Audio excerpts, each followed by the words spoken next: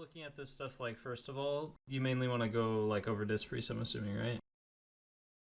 Yeah, pretty much. I'm getting kind of bored of playing Holy, and it seems my guild is probably going to be moving to Mythic soon. Um, so it seems like it's stronger, Discipline Priest. So that's kind of, and I just like this better. So yeah, most of my questions are around Disc, except I sent you a character profile link for Warcraft logs. Mm-hmm. Um, I am, I guess the only question I have on Holy is I'm curious, like, as to why my parses are so low for three of the bosses there. Um, Darkbane, Blood, and Council of Blood and Sludge Fist are all gray. And especially like kind of like Enerva, it's like I had like 5k HPS, but it's gray. So like as far as I can remember, like I'm pressing all my buttons, and so I'm kind of Mm-hmm. confused. Like, what can I do to improve that? So I wouldn't mind getting a tip on Holy to parse better. But yeah, aside from that, I have some like specific questions around disk and a full like normal clear. We could talk about a little bit. Um, so I guess we could start with the Holy real quick if that's okay with you. Yeah, that's totally fine. Yeah, I just opened up my stream, so if you're already in here, Yeah, I can see. see my cool. Okay, so the fights you mentioned was like Hungering Destroyer, Lady Enerva, Sludge Fist for Holy, right? Or if you could click on heroic Oh, right. storm. Yeah, you're right. Yeah, Okay, so yeah. like okay, like maybe Council of Blood and Sludge Fist, like okay, maybe I died. I don't know. But like on Minerva, it's like why is it Mm-hmm. like why is 5k like only like what am I doing wrong? Am I doing something wrong? Or I mean I know like for example like if we are like heavy on healers and we have four healers, like I know that if we like remove one of those healers, like instantly I'm just parsing way better. Um Yeah, of course. so I know it's complicated.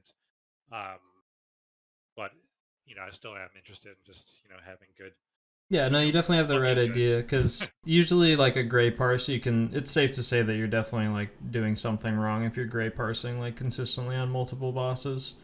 Okay. Usually where it's kind of you just ignore the parse is if it's like blue to purple, like that's where you're probably playing right. It's just more of the case of your healer setup and how fast do you kill the boss and stuff like that. But definitely like gray and green parses are a means to probably you could be doing something better, obviously. Okay. I think for Holy Priest, the first thing to always check is Wowanalyzer if you don't use this like consistently already. I think Wowanalyzer does like 90% of telling you what you could be improving as Holy Priest. Okay. Because Holy Priest is just a lot about pressing all of your various abilities on cooldown, and that's what they're good at. You have your holy words, you have prayer mending, you have circle of healing, you have all these different things, and depending on what legendary you're running and stuff as well. Right. Priest is like a very active healer. It feels a lot like Resto Druid to me in the sense that like you have to be maintaining a lot of like ongoing. You're like you're balancing a bunch of like spinning plates. You have to kind of keep them rolling constantly, otherwise you fall behind. Yeah. About that, like, do you have any tips? Like, so for example, prayer mending. I know that's a issue for me, is I don't cast that on cooldown as much as I can. Mm-hmm. I have like a tell me when add-on, like right above, right in the center of my screen. So like whenever it becomes available, it lights up. But for some reason, I guess I still get kind of in a space where I'm I think I'm casting it on cooldown, but actually there's like a one or a couple second delay that I Mm-hmm. forget about it, and then that adds up over time. Um, do you have any? Was there anything you did to like really help improve like your utilization of making sure you're always casting that stuff Yeah, immediately? so yeah, my Druid's a really good example of that because obviously like Life Bloom and Efflorescence is incredibly important in the same way, and the way I did it was when I noticed that Wowanalyzer kept telling me like, "Hey, you're not pressing these nearly enough," and I was like, "Wow, I'm just not paying attention to these or something." Like, obviously, it's just flying over my head, and my weak aura is not working. So I started adding I added little sound notifications to my life bloom and my FLO, so when they're like 3 seconds from expiring, it'll like bleep a little sound at me, and just every time I hear that sound now, my brain kind of just autopilot uses the ability again. So that's an option for it to make yourself more aware, is like add some kind of sound notification to it, or you could do making some kind of glow pop up when it's about to be off cooldown, or having it be more like flashy, I guess, and kind of in your face, and making the weak order tell me when or whatever just more apparent that it's happening, if that makes sense. So Yeah, I think the sound notification would help a and lot. Maybe if then I just focused on prayer mending and circle of healing. yeah, and then the other thing is just when you're trying to improve and you go through like Wowanalyzer, for instance, and you're trying to fix things, and we go through like whatever we see that pops up, it's important to try to focus on like one at most two things at a time. Like next time you go in the raid, you shouldn't go in the raid going, here's the 10 things that Andrew told me that I'm doing incorrectly. I need to fix all these. It should be, this is like the first and second thing I think are the most important, so I'm just going to focus on these first and kind of not worry about the rest of the stuff I'm making mistakes on. Because if you're focusing on one thing at a time, it's so much easier to be mindful of it and fix it, because then you go into your next raid and you say, I'm going to press Prayer of Mending more, and then the entire raid, like, that's like your one goal, is you're trying to press that button more, and you'll see improvement in it. And then when you move on to the next thing, you'll have like that muscle memory already built up to where you're pressing it, without thinking about it now. Yeah, that makes sense. Do you know of like an add-on that tells you like your percent uptime on a particular ability? You know what I mean? Like something like that would be really nice. Like if you could see in real time, like what your uptime on prayer mending Mm-hmm. was, as opposed to like waiting until after. You know? Yeah, that definitely makes sense. As far as I know, there's nothing. I'm sure you could do some kind of crazy, like, custom weak aura string for that, but I don't have any knowledge of making that kind of Okay. stuff. So, yeah, Yeah, as no far as worries. I'm aware. Like, the only thing I can think of is making sure that you live log instead of, like, regular log, and then you can look between polls and stuff. That might help, but yeah. Makes sense. Yep. Okay. I guess the first, like, just major thing I'll point out is just the like Soulbind and Conduit stuff. So it looks like you left it on like whatever you're playing on disc. So maybe you switched to Holy for this fight. So that can already cause. This is the Sludge Fist pull, by the way. So that can already cause Yeah. like some problems, because a Conduit's probably a pretty big deal, especially for Holy. I think there's some pretty powerful ones in there, so that's worth mentioning. Um, And you can only do that by leaving the raid, right? yeah, you have to like go back to your Covenant Hall. Okay. I think the other one is for your cloak enchant, for instance. This is not a huge deal, but it can add up pretty significantly, which is using the leech enchant on your gear, and that's like every healer should be doing that, because leech is like by far a healer's most powerful stat. It adds a lot of extra healing because it makes all the healing and damage that you do like copy onto yourself. So it's Oh it's wow. like, yeah, it's really really potent. If you just have a tiny bit of leech, like, it'll significantly increase your healing. Oh, that's cool. My cloak actually does have leech on it, just like on it directly too. Oh, okay, yeah, then definitely So take the enchant too, because adding more is always going to be a benefit. okay. Yeah, I'm kind of in this weird spot right now where I'm transitioning to disc. So I'm kind of like probably gimping myself in some ways, you know. Yeah, for Um, sure. Yeah, and like the stat priorities from holy to disc aren't the same, but a lot of the time it shouldn't be like that big of a deal, because you should mostly just be going for item level and stuff like that. So yeah, the int primarily. Yeah. So you think probably for those fights where I was parsing gray, um, it was just it's just gotta primarily be mostly just not pressing my buttons. um, that's like what wow. I think it's just mainly like prayer mending stuff like that. But we can look at like a few more in-depth things, so it's not just as simple as this. Like, I'm sure there's a few other things as well. Um, Sometimes, like for example, I'm not sure of, should I try and blow Holy Word Salvation really early so I can get a second cast off in the fight? You know, I guess that depends on how long the fight Mm-hmm. could go. Yeah, it really depends. A lot of the time, I usually recommend not doing that unless you're literally just trying to parse. But because if you get, if you press it at the beginning of the fight and then it doesn't get used very effectively, then you're just wasting it and potentially not getting a second cast of it. So it's definitely better to get one good cast than two like mediocre cast. Yep.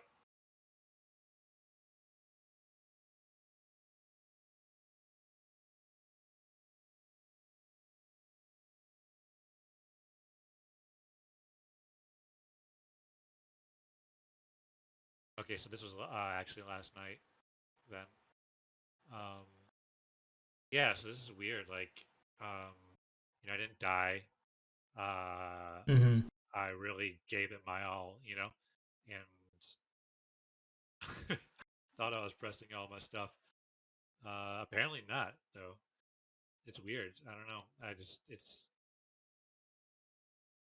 Yeah, it really does seem to me like I'm casting my prayer mending frequently, but I guess I'm not. So yeah, like right at the beginning, we get knocked back, and I just hit my divine hymn. Um, Maybe one thing that's causing it is I don't cast prayer mending because I'm casting something else as well. Yeah. And prayer mending should always take like priority over Really? other spells, like always. Yeah, prayer mending's like I think probably the most important ability to keep as much uptime as possible on. Okay, so if I have a choice to cast divine hymn or prayer mending, Yeah, you and always prayer mending, do go for the prayer prayer mending mending. first, and then Oh, interesting. okay. Okay. Okay, so number one priority. And then the other thing, like just we'll just talk about some like niche things here, but it should like these are the kind of things to think about that'll increase your healing like really significantly. So it's just like the fight at the start happens, you cast a prayer mending after the boss is pulled, and then you go straight into divine hymn after the knockback. But what this should actually look like is you should cast this prayer mending before the fight starts, because Yep. then the fight starts and you already have that prayer mending going and on cooldown. And then instead of casting divine hymn right away, the boss does that initial knockback and like does damage to everybody.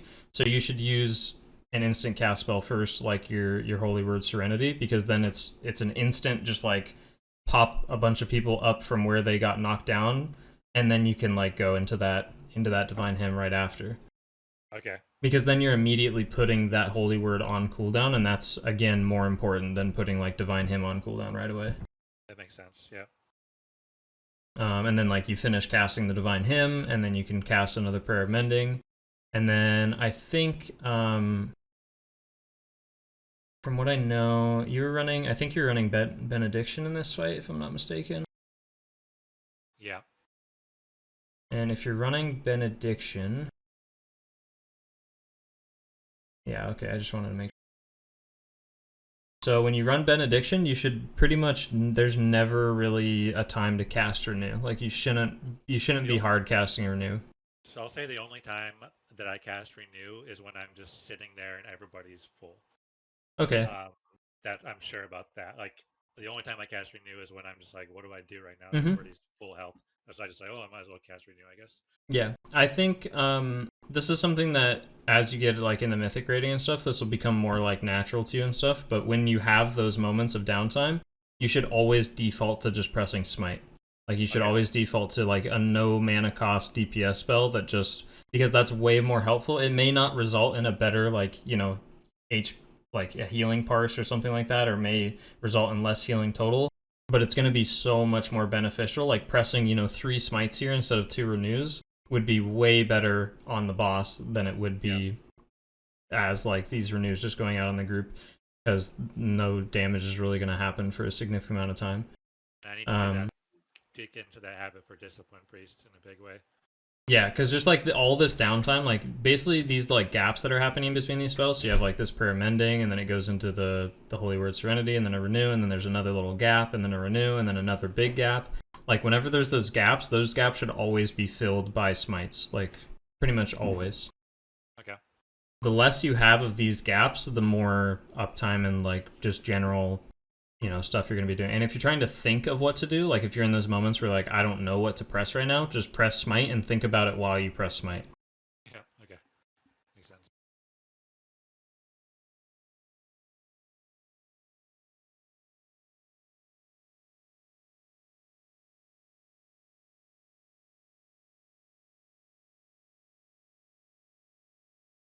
And also you have Circle of Healing in this fight, so you don't use your first Circle of Healing till like 41 seconds into the fight. And that's like another example of at the start of the fight when we casted that Divine Hymn, it should have been Holy Word Serenity, Circle of Healing, Prayer of Mending, and then go into Divine Hymn if you want to cast that Divine Hymn. Yeah, like Sanctify.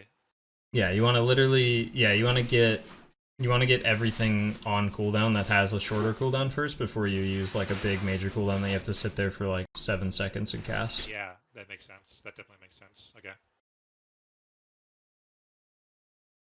Okay, so that would probably contribute a lot then to why I think I'm casting things on cooldown, because the problem is I'm like doing a bunch of other things. Mm-hmm. Yeah, it's just your priorities are like yeah. misaligned a little bit. Yeah.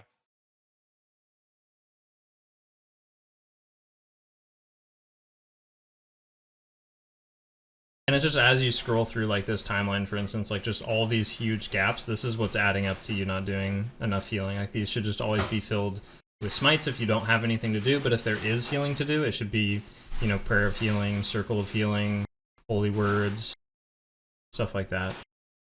Okay. And Prayer of Mendings, just a lot more Prayer of Mendings, because I think it had like 30% uptime throughout the fight, so that's like a big thing. But it's just, yeah, I think going through this timeline on Wowanalyzer is going to be like your best friend, and just going through here and seeing like where all these gaps are and trying to remove all of these, because you want as much of a constant line. Like this is a good example right here, this little chunk of spells. This is what the entire timeline should almost look like at all times. Like even during some movement periods, like that should be the only time when you're getting like knocked back from the boss, that should be the only time where there's downtime. And even then, once you're like better at figuring out what to press, when you get knocked back, that's when you're going to be pressing spells like your Sanctify or your Circle of Healing and stuff, like those instant cast spells. And then you can eliminate that downtime completely. So that's always the goal. Like the perfectionist goal is don't have any gaps whatsoever, like in your timeline at all. And if there are gaps, they need to be as small as possible. Okay, that totally makes sense. Yeah, that gives me a lot to work on. Yeah, I think that's pretty much all that's probably worth mentioning for right now for the Holy Priest stuff, because I think that's like a big enough thing to work on to not have to worry about anything else. Okay, yeah, definitely. That'll keep me busy for a while. So for disc, so I gave the link to a full normal. Yeah, I have it right here. Yeah, I played Discipline for everything except for Sun King. Okay. And there were some fights like for example, Hungering seems like a real good disc priest fight. Yeah, for sure. But I read your post and I was doing it a little bit different. I was trying to ramp whenever I had a Desolate or Consume. Okay. Not Expunge. Mm-hmm. So like I thought that I was doing things right here, but it my HPS was super mediocre, like just comparatively much lower than like the Shaman whatever that were in my group. So I think part of that is probably just because it's normal, and I'm probably just like there's not enough damage going out to fully utilize my potential, I assume. Um, I think that's probably part of the reason why.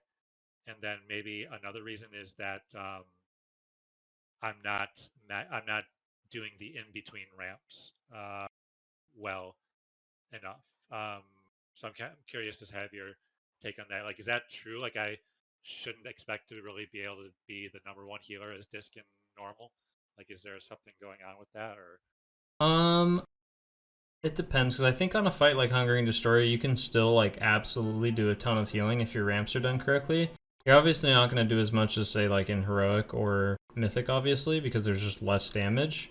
Yeah. But as a Disc Priest, you're actually like the first one to steal the healing, for instance. So like if you do a proper Spirit Shell, it should be the other healer suffering, not you. Like because the shields are going to hit them first, and that's what's going to do the healing.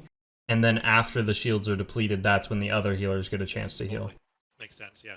So that's what I'm aiming for. I have seen some big success. Like I tried it for one pool. I tried it for Heroic on Hungering Destroyer last night, and like I got the ramp for that first Desolate, and it was just like my bars went like bam, like to Yeah. like 7K, right? I was like, oh hell, sweet, this is what I'm looking for. But then like my problem on heroic is I get so flustered with the mechanics and staying Mm-hmm. alive that I just get totally screwed up. Yeah, for Um, sure. so that's something that's why I've been practicing on normal to try and get it. Okay, well we can still look at a couple things from here just to see what you could have been doing better in normal. The first thing is, um, I think this doesn't look too bad. I mean, obviously, like what you said, you're a lot more focused towards the beginning here, and then it kind of starts like getting all over the place. But you still have like some double radiances together, so that's good. You're at least keeping some of it together. We want to try to follow that pattern of like 2 radiances, 1 radiance, 2 radiance, 1 radiance, 2, which this is where it starts getting messed up, and then there should be 1 and then 2, 1, 2. Like it should just keep bouncing back and forth between 2 and 1 radiance every single time.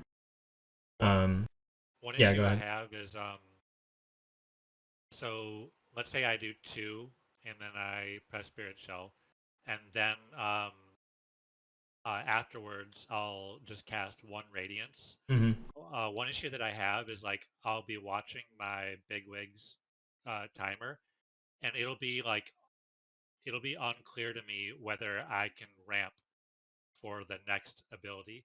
Like Okay, yeah. you know what I mean? Hmm. Like it'll be like, oh crap, are both of my radiances and my spirit shell gonna be ready for this? And I think that's what happened on the double singles there. I was like, Yeah. oh whoops, there's only one available here, so I get off on that. Okay, so the easiest way that I go about kind of fixing that for myself is um I will I will always try to, sorry, I lost my train of thought for half a second.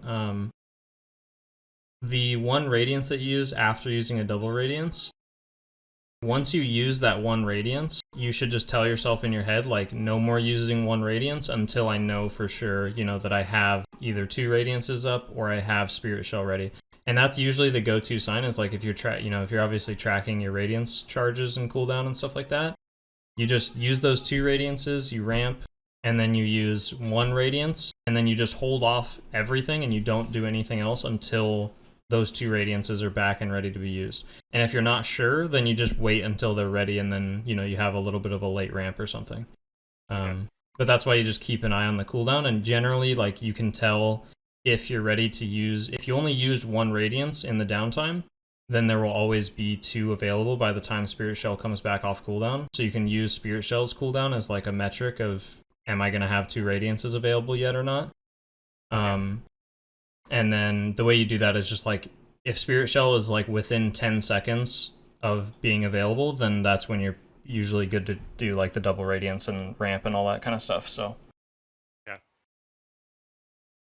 that's my general rule is like I always try to I'll do my big ramp and then I'll use, at some point within the next like 20 seconds before I overcap on radiance charges, I will use 1 radiance charge and press schism 1 time because schism's the same thing. You can use 1 schism in between every ramp.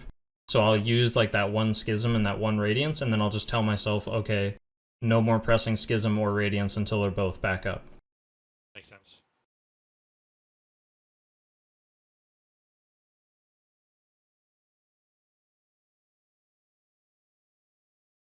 So we can look at the first major ramp here. And this is where you're ramping for consume, it looks like. Consume hits, starts hitting at like 136. And you press Spirit Shell at like 127. I think that should be fine. We'll look at the timeline to see what happens. But that's like a pretty good timing. So you're pressing Spirit Shell at a good time. You're using double radiance.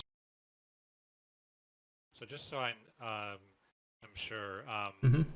when I press Spirit Shell, um, I have after I press Spirit Shell, I have 10 seconds to build up absorbs, and then an additional 10 seconds after that where I do not build up any more absorb value, but the absorb will still. Will still persist. Yeah, Okay. exactly. And if it takes damage during the first 10 seconds, it'll still. You'll still be It'll just be stacking up deducted those absorbs. It'll just be deducting it as you're building up the absorbs, and that's totally from fine. from the 60% of my Yeah. health pool max value. Okay, cool.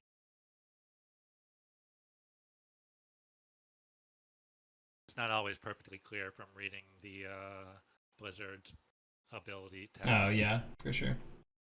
Okay, so the first thing here is this is where it looks like you're like trying to start your ramp maybe, and then you have to run out for expunge. I'm assuming is what happens in this little blank spot because that's when expunge hits. Yeah. So what we want to try to do there is either move preemptively to a good spot or still be pressing shields while moving out. So like what I like to do is I'll like press a shield, move out of the group, press a shield, like finish moving to my safe spot, press a shield, run back into the group, continue pressing shields. So I always try to like kind of bounce back and forth between what I'm focusing on, like the mechanic versus, still ramping. Yeah, I think if I made like a list of the fights and I identified, okay, what is going to bother me during my ramp, and how do I not make that a problem? You know what I mean? Like I think that would be really helpful. Yeah, for sure. So I'm prepared for that. Yeah, I always try to bounce those priorities back and forth of just like I'm watching the mechanic.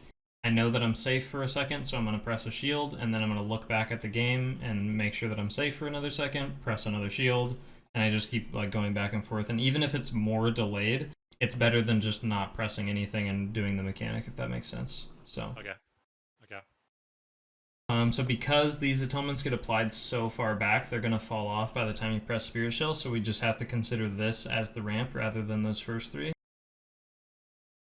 So once you had this big gap, what you really need to do is just restart your ramp probably, but even so, we'll just count these. This is still 5 atonements, that's not the end of the world. We definitely want more for a big ramp, but again, it's better to get it going than to just kind of ruin it all and not do anything, especially because you have the consume coming up, so you have to move eventually. So you do 5 atonements, that's fine. You Radiance, and then we have another Radiance, and there's this delay in between your second Radiance here because you're probably waiting to like select the right target so you don't overuse your Radiance. I'm like, oh, who yes. who doesn't? So the way I personally like prevent that from happening is I just fill this gap with this dot right here. So you just press Radiance, you refresh your dot on the boss always after your first Radiance, and then it gives you that like second and a half to think about who you put the second Radiance on. Because then by the time your dot's done and like the global cooldowns reset, you see who got applied, who got the atonements applied to them, and now you can press the second Radiance safely. Makes sense. So it just removes this whole gap right here and transitions it right here in between where you're already having a gap anyways. Yeah.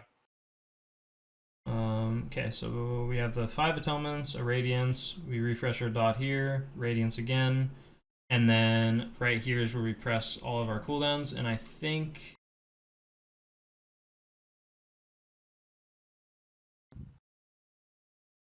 Do you just have the Gladiator's badge and Spirit Shell macroed, and you have like the Mindbender on a different button, and you're pressing it like separately?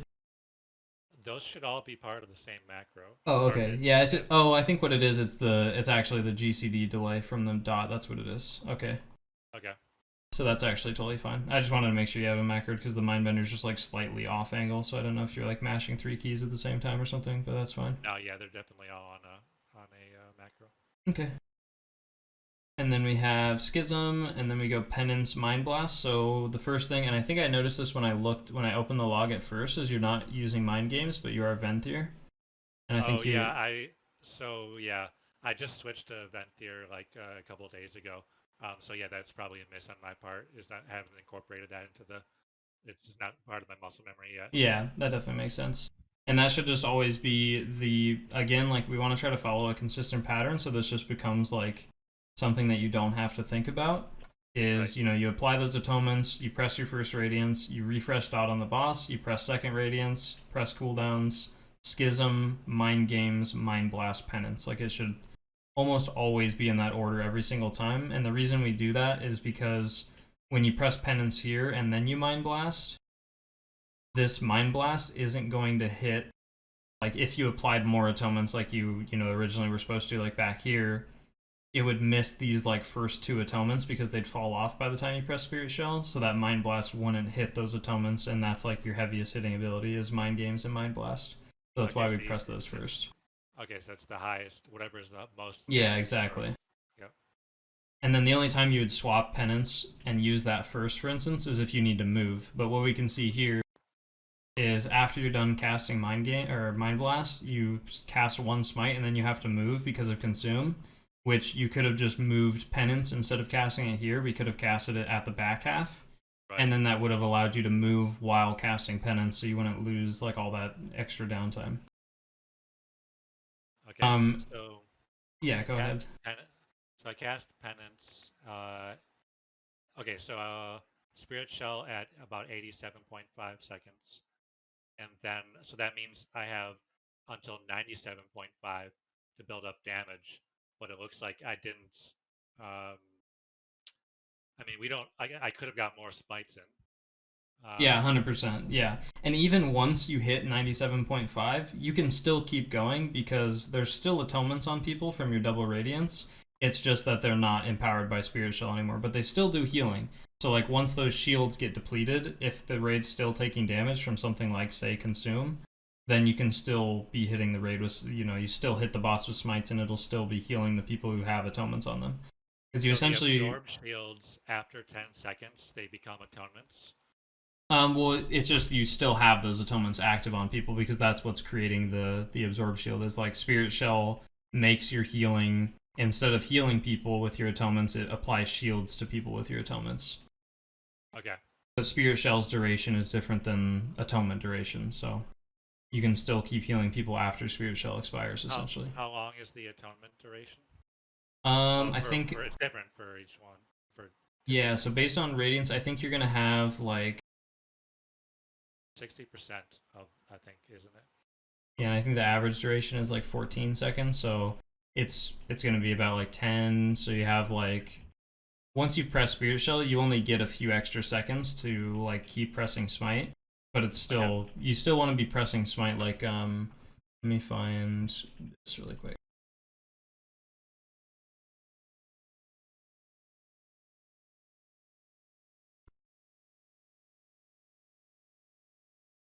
So this is my Heroic Hungry Destroyer that I did last week, so. Let me find like a ramp that I do later in the fight. Oh, interesting. Which bars are those that tell you when the expunge is happening? That is Bigwigs. Oh, you can skin Bigwigs like that, huh? Yeah. So this is my ramp right here. And then I'm going to press my first Radiance, refresh my dot on the boss, press my second Radiance, press my cooldown, Schism, Mind Games, Mind Blast, Penance, and then you're going to just watch me just keep pressing Smite, and keep pressing Smite. Now Spirit Shell just expired, but there's still like a few atonements that are left, and I just press a couple more Smites while those are still going, and it just gets a little bit of extra healing off. So the whole idea that I'm trying to get across is like, you want to keep the idea is that after your ramp, you keep pressing Smite until every single atonement is timed out. Okay. And obviously in here you had to stop casting Smite because of Consume, so this is just, you either need to ramp a little bit sooner so that you don't have to move while casting, because obviously that's not going to really work out that well.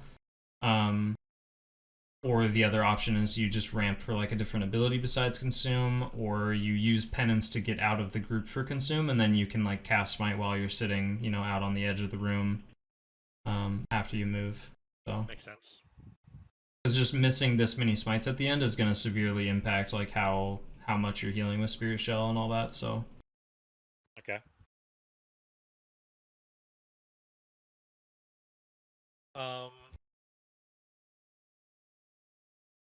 Okay, so I want to be pressing Spirit Shell 10 seconds before the damage hits.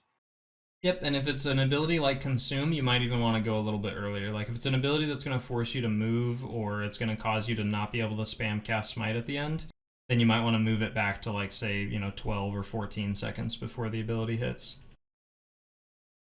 That Okay. way you have time to like finish all those smites and then move out of the raid, and then you still have those absorb shields going in. Okay. Um, are there any fights like other than Sun King?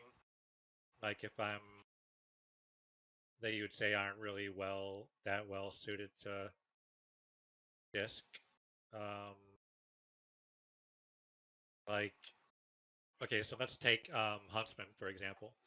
Um, you know, it's not that easy from what I can tell to ramp for when they move the pet Mm-hmm. because you don't really know exactly when that's going to happen. Um, but it is easy to ramp for the Sin Seekers. Somehow I parsed really well there. I don't know. I don't know how that worked out. Probably just because the people on normal are really bad um, for Discipline Priests. But like, yeah, I guess I'm just wondering if there's any fights that like what fights have you found that are just kind of meh for Disc Priests? Yeah, I think Huntsman not on Mythic is obviously kind of annoying just because like the Sin Seekers don't hit anybody in the raid, and that's typically what you want to ramp for on Mythic because it's gonna hit a lot of people in the raid if you're not using like the cheese strategy. But even on Huntsman, like what you can do, or what I found to like be successful in that fight is you focus a lot of your attention into phase 2 and 3, and then in phase 2 and 3 on like heroic and normal, you just ramp for every rip soul that happens because that's going to do AoE damage to the raid. And then in Yeah, the third phase, you can just kind of ramp when it's available, like once at the start of the phase and once at the end, because the raid's just going to take constant damage like every time they move the dog around. yeah, So I just found like putting a lot of your energy and mana into phase 2 and 3 is the best way to go about it. And just in phase 1, you do like one ramp, maybe two, but probably just one. And it's just going to be on like the Sin Seeker or like the first vicious lunge that happens or something. And then you just save all your resources for phase 2 and 3. okay. And then like for Nerva, do you just try to hit Spirit Shell 10 seconds before um, somebody opens up one of the containers that just got done being focused? So with Inerva, especially when you're in like a group that isn't very coordinated, if you're in just like a pug or even like a guild group that just doesn't have it like super organized on timings and stuff, Um, this is a good example of like a group that does that. I'm just raiding with like a group of friends on the weekend, just like a 1 day a week thing, and it's kind of the same way. So the best way of going about it is not actually ramping before they switch, but actually when they switch. So like, once a let me fast forward a little. Yeah, because the damage it happens for a long period of time, right? Yeah, exactly. So like, here's where the container switches, and that's where like the ideal time to start ramping is. You can see me doing like a little mini ramp here because I don't have my cooldowns. But the best time to ramp is when they switch, not before they switch, because then you're guaranteed like, okay, they're gonna, they have to drain that container that was just active, and it's gonna be draining for the next like 45 seconds. So you have so much time to do a ramp then, rather than like guessing on when it's gonna switch or mistiming it or anything like that. Or the container switches, you just finished your ramp, and then they don't press the container until another 5 seconds later, and now your whole ramp's kind of ruined. Okay, that makes sense. So definitely just doing it every time you see a container switch, you can just go ahead and ramp, and that's like the best time to do it, I think. Okay. And then besides that, I don't think any of the fights are too. I think a lot of the fights are really well tuned around disc. I think one that a lot of people have questions about is Council of Blood because it's like it's another fight where there's not like anything consistent to ramp for. Wasn't that one Um, um, the oppressive atmosphere yeah, was pretty exactly. Okay. consistent, right? Yeah, so that's what I usually go off of is I just go off the oppressive atmosphere, and I just use the boss's HP as like a metric of when to ramp. Yeah, I saw you mentioned like 70 and 20, which makes sense. Yeah, because that's when like the damage is going to be the most intense on the group. So. Okay. Um, let's see. Okay, and then so for in between ramps, we got the one Radiance Hmm. with a Schism and a Mind Blast, Penance, and Smite. Um, and then aside from that, like you're just like throwing up shields on the tanks, keeping up your dot, and smiting, uh, and then maybe like if someone gets really low, throwing a shadow mend Yeah, on it. exactly. And even if players get low, you generally shouldn't Shadowman them unless they're gonna keep taking damage for the next like 10 seconds. So a good example is like on Zymox where people get it's called Withering Touch. It's a debuff that lasts like 20 seconds. That's where you would use atonements on those players, or like Hungering Destroyer if people get targeted by Sin Seeker and they don't immune it, you Yep. use an atonement on them. But if it's just a player who like hits 60% health and they need healing, let the other healers do it. Like that, Yep. you don't want to heal somebody up and then have them be at full HP for the next 15 seconds while your atonement's on them, because that just is a complete waste. Okay. You Yeah. should always think of it like through the atonement value. Like, am I by healing this person, am I getting value from my atonement that I'm putting on them? Okay. Awesome. Um,